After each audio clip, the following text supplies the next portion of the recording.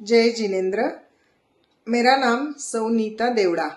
विषय आगम वाचना है। प्राचीन काल में मौखिक रूप से ज्ञान दिया जाता था, परंतु काल का प्रभाव और स्मृति दुर्लभता से ज्ञान का विस्मरण होने लगा। यह श्रुत ज्ञान नष्ट न हो, इसीलिए उसे संकलित करने का जो एकत्रित रूप से प्रयास हुआ उसे वाचना कहा गया है।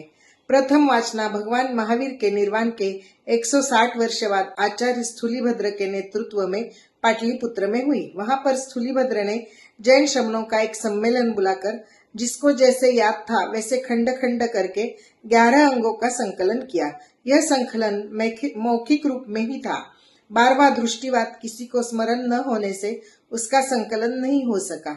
दृष्टिवाद सिर्फ आचार्य भद्रभाऊ ही जानते थे, तो संघ की ओर से स्थूलीभद्र को नेपाल भेजकर 10 पूर्वों का ज्ञान प्राप्त किया और 4 पूर्वों का अध्ययन नहीं कराकर केवल सूत्र रूप में बताया, अर्थ नहीं सिखाया।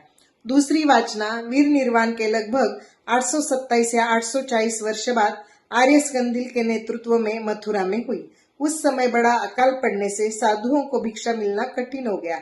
आगमों का अभ्यास छूट जाने से आगम प्राय नष्ट हो गए। दुर्भिक्ष समाप्त होने पर मथुरा में सम्मेलन में जो जिसे स्मरण था उसे कालिक श्रुत के रूप में एकत्रित किया। यह वाचना भी मौखिक रूप में हुई। तीसरी वाचना वीर निर्वाण के लगभग 980 या 993 वर्ष के बाद देवर दिगनी क्षमाश्रमण के नेतृत्व में वल्लभी में हुई।